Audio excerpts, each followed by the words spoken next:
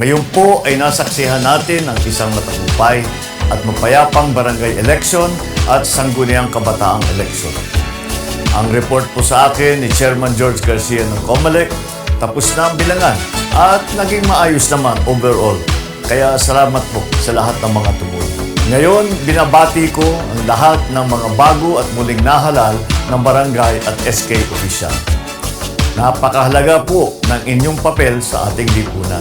Isang panibagong pagkakataon na naman po ito upang makapagserbisyo sa mga Pilipino at sa ating bayan ng buong puso at higit pa sa abot ng ating makakaya. Maging tapat po tayo sa lahat ng oras. Lagi po nating unahin ang kapakanan ng sambayanan sapagkat sila po ang dahilan kung bakit nais nating magsilbi sa bayan. Sa ating pagkakaisa at kolektibong pagsisikap, tiyak na may susulong natin ang bagong Pilipinas kung saan ang bawat barangay ay mapayapa, masaya at maunlad. Kung saan ay nananaig ang pagkakaisa, pagkakaunawaan at kasaganahan. At kung saan ang bawat mamamayan ay taas noo bilang mga Pilipino. Mabuhay ang mga bagong opisyal ng barangay. Mabuhay ang ating mga kabataan ng sangguniang kabataan. Mabuhay ang bagong Pilipinas.